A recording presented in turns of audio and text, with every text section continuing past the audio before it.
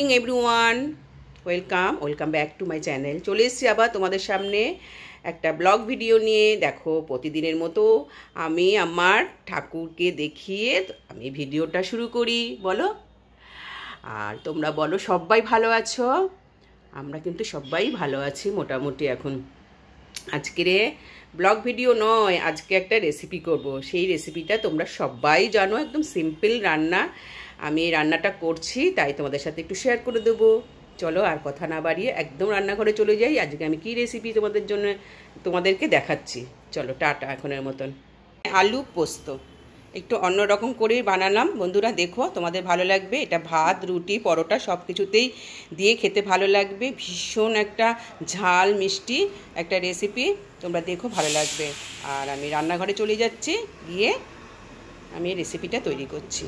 ঠিক আছে, টাটা বন্ধুরা। দেখো বন্ধুরা, আমি ঝিঙেগুলো কেটে নিয়েছি। কেটে এবার একটু ধুয়ে নেবো, ধুয়ে জলটা ঝরিয়ে রাখবো। আর এখানে দেখো এরকম সাইজে আলুটাও কেটে নিয়েছি ঝিঙে পোস্ত করার জন্য। কটা 3টে কাঁচা লঙ্কা দিয়ে আমি পোস্ত বাটবো। এই দেখো, এখানে পোস্তটা আমি ধুইয়ে ভিজিয়ে রেখেছি এখানটা। এবার একটু জল দেবো, দিয়ে এটা বেটে নেবো। ঠিক আছে, আর এখানে তুমি কড়াই বসিয়ে দিয়েছি রান্না করার জন্যে। চলো দেখতে থাকো বন্ধুরা। সর্ষের তেল দিয়ে দিয়েছি, আর এখানে একটু কালো জিরে ফোড়ন দিয়ে দিয়েছি।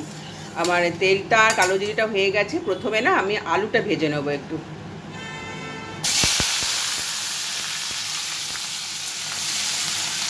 আলুটা একটু ভেজে নিই। এই দেখো, এখানে মাইক্রোওভেন চলছে, চিমনি চলছে, তো আওয়াজটা খুব আসছে জানো তো। আর আলুটা ভেজে ভালো করে একটু কড়া করে লাল করেই ভেজে নেব, নুন দিয়ে আর একটু হলুদ দিয়ে। আলুটা ভাজা হয়ে গেলে আবার তোমাদের কাছে চলে আসছি। ঝিঙে পোস্ত তোমরা সবাই করতে পারো, তাই ভাবলাম যে আজকে আমি এই ঝিঙে পোস্তটা রান্না করছি, একটু তোমাদের সাথে শেয়ার করি। ঠিক আছে, চলো। দেখো, আলুটা আমার ভাজা হয়ে গেছে, একটু হলুদ দিয়ে দিয়েছি। এইবার আমি ঝিঙেগুলো দিয়ে দেবো।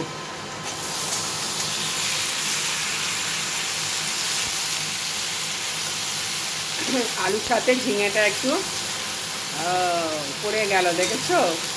এক হাতে ক্যামেরা না, মানে এক হাতে মোবাইল রয়েছে, আর এক হাতে আমি এই কাজটা করছি। দেখো, ঝিঙের পোস্তটা বেটে নিয়ে চলে এসেছি।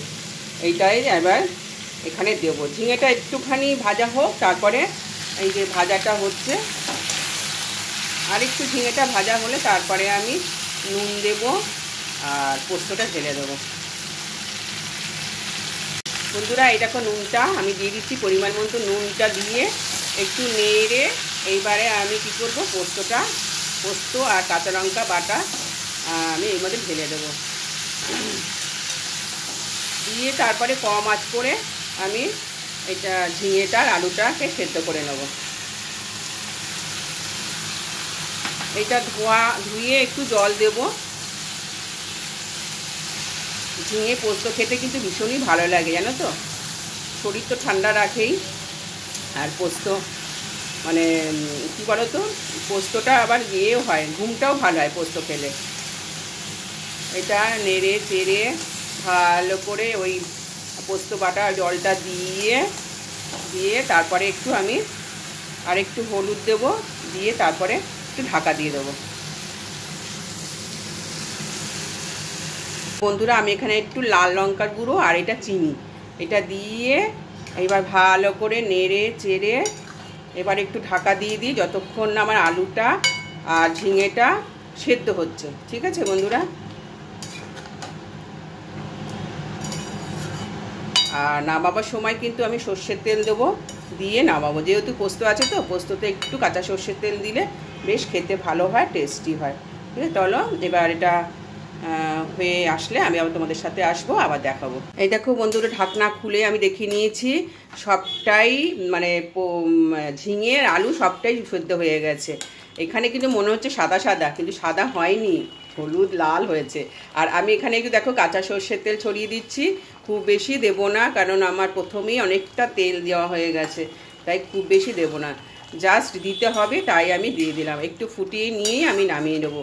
আর এটা না আমি মাখা করবো না, কারণ কি এটা ভাত দিয়ে খাওয়া হবে, তো তাই জন্য একটু ঝোলঝোলি রাখছি। এটা কিন্তু খেতে ভীষণ ভালো লাগে এরকমভাবে, অনেকে শুকনো শুকনো করে, বেশ ভালো লাগে। আর এটা খেলেও কিন্তু বেশি ভালো লাগে, এইভাবে তোমরা করতে পারো। আর বেশি কিছু না, চলো ঠিক আছে, আমার ঝিঙে আলু পোস্ত হয়ে গেছে। তাহলে এটা আমি এখন নামিয়ে নেব, নামিয়ে নিয়ে তোমাদের সাথে দেখিয়ে দেবো, ঠিক আছে? তাহলে এখনের মধ্যে রাখছি। ভালো লাগলে প্লিজ কমেন্ট করো, একটা লাইক করো, আর পারলে একটু বন্ধু বান্ধব আত্মীয় স্বজনের মধ্যে একটু শেয়ার করে দিও প্লিজ একটু। টাটা, আবার চলে আসবো নতুন কোনো ব্লগ ভিডিও নিয়ে, রেসিপি নিয়ে। সবাই তোমার ভালো থেকো, সুস্থ থেকো। Thank you.